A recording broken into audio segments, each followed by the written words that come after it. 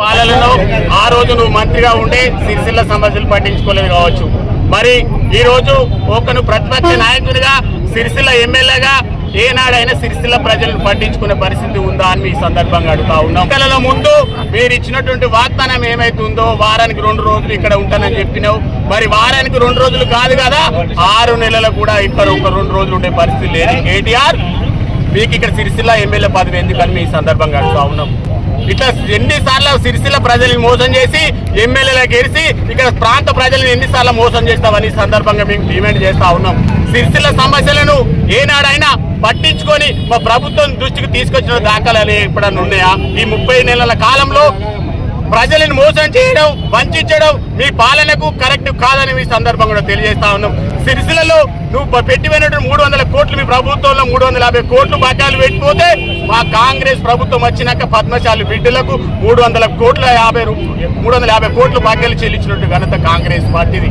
Municipal election లో 39 వార్డుల్లో తిరిగి నీ కౌన్సిలర్ని గెలిపించుకున్నావే తప్ప మళ్ళా ఎలక్షన్లు అయిపోయిన తర్వాత ఏ వార్డు కన్నా పోయి సమస్యలు తెలుసుకునే పరిస్థితి నీకు ఇప్పుడు కానీ ఉందా అని అడుగుతా ఉన్నాం.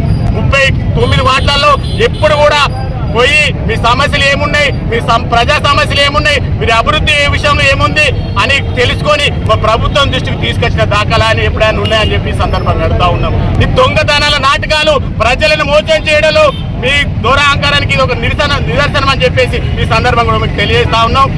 మీరు గెలిచిన కాలంలో సిరిసిల్ల ప్రాంతానికి ఎన్నిసార్లు వచ్చినావు అయ్యా కేటీఆర్ అని ఈ సందర్భంగా అడుగుతా ఉన్నాం. ఈ సమాధానం చెప్పాలి. సిరిసిల్ల ప్రజలకు ఒక ఇల్లు కట్టుకొని సిరిసిల్లలో ఉంటా అని చెప్పినావు, ఉన్నావా అయ్యా కేటీఆర్ అని అడుగుతా ఉన్నాం.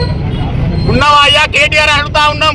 ఎందుకు ఈ ప్రజలను మోసం చేస్తా ఉన్నావు? నీకు శాత కాకపోతే సిరిసిల్ల ఎమ్మెల్యే పదవి రాజీనామా చేయి, సిరిసిల్ల స్థానికుడు ఎవరన్నా గెలుస్తారు. కానీ నువ్వు హైదరాబాద్ ప్రాంతానికే నువ్వు పరిమితమై ఇక్కడ ప్రజల సమస్యలు పట్టించుకొని ప్రభుత్వ దృష్టికి తీసుకొచ్చినట్టు పరిస్థితి ఇప్పటికి కూడా లేదని చెప్పి ఈ సందర్భంగా మిమ్మల్ని అడుగుతా ఉన్నాం.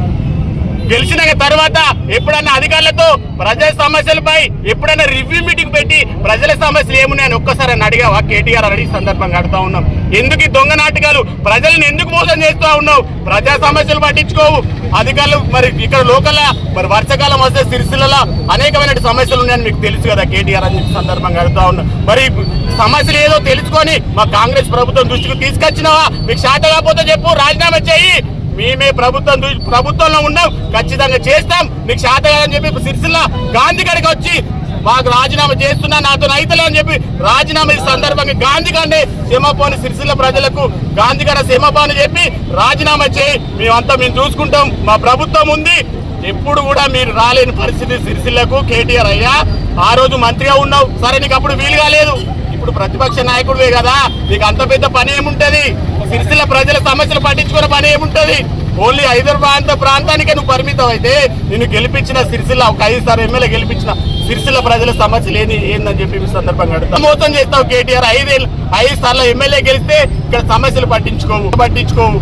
మీరు ఇక్కడ అవినీతిలో కూరుకుపోతా ఉంది మున్సిపల్లో. మీ కౌన్సిలర్లు చూస్తా ఉన్నాం. నిన్నటికి నిన్న ఒక పాప వెంకల అశోక్ డబుల్ బెడ్రూమ్ వెంకటేష్ నిన్నటికి నిన్న ఒక వెంకటేష్ పాప 3 రోజుల కింద మిస్ అయ్యి మీ భయానికి మీ కౌన్సిలర్ భయపెట్టిన ప్రాంతానికి అది బలై పాపం ఆత్మహత్య చేసుకున్న సంఘటనలు కూడా చూస్తా ఉన్నాం. డబుల్ బెడ్రూమ్ ఎక్కడ కూడా మా కాంగ్రెస్ కార్యకర్తలు గట్టిగా ప్రభుత్వం నుండి వచ్చినాయి ప్రజలకు వస్తా ఉంటే మీ టీఆర్ఎస్ పాలనలో అవినీతి కూరుకుపోయి డబ్బులు అడిగి డిమాండ్ చేస్తే ఒక ప్రాణం బలైందని చెప్పి ఈ సందర్భం కూడా తెలుస్తా ఉన్నాం. ఇప్పటికైనా సిరిసిల్ల ప్రజలకు క్షమాపణం చెప్పి నేను సిరిసిల్లకు రాను అని చెప్పి రాజీనామా చేయని చెప్పి ఈ సందర్భంగా కాంగ్రెస్ పట్టణ పక్షాన మేము డిమాండ్ చేస్తూ వెంటనే రాజీనామా చేయాలని చెప్పి మరొకసారి కూడా కోరుతా ఉన్నాం.